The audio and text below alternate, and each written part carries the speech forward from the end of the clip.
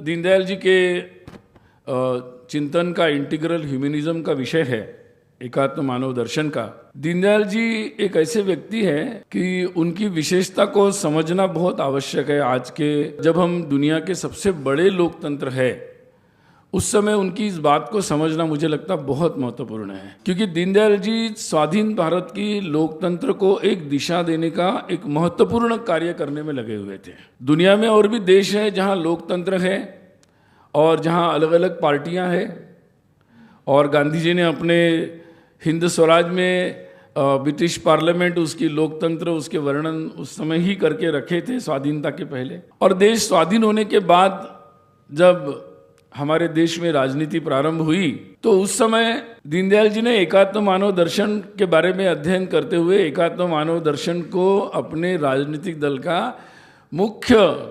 जिसको मैनिफेस्टो, केवल चुनाव का मैनिफेस्टो नहीं, it was a parties manifesto,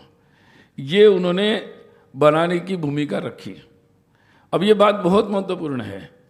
कि कई बार ऐसे होता है राजनीति में कि पार्टी तात्कालिक मुद्दों पर अपनी वोट बैंक बनाने के लिए कभी कभी पॉपुलर मुद्दे लेती है, कभी कभी कोई कास्ट, कम्युनिटी, कोई ना कोई उसको अपना आधार बनाकर अपना आधार बढ़ाती है। कभी कभी तात्कालिक 5 वर्ष के चुनाव को देखकर लोक लुभावन नारे लगाकर या तात्कालिक परिस्थिति का दुरुपयोग करते हुए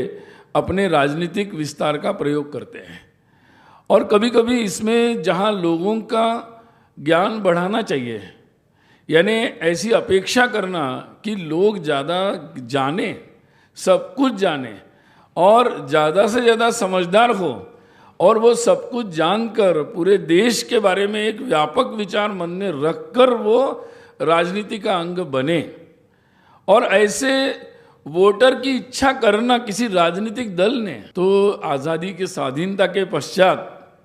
दीनदयाल जी ने ऐसी इच्छा रखकर एकात्म मानव दर्शन, और जिसमें उन्होंने महत्व का विषय रखा कि लोक मत परिष्कार होना चाहिए।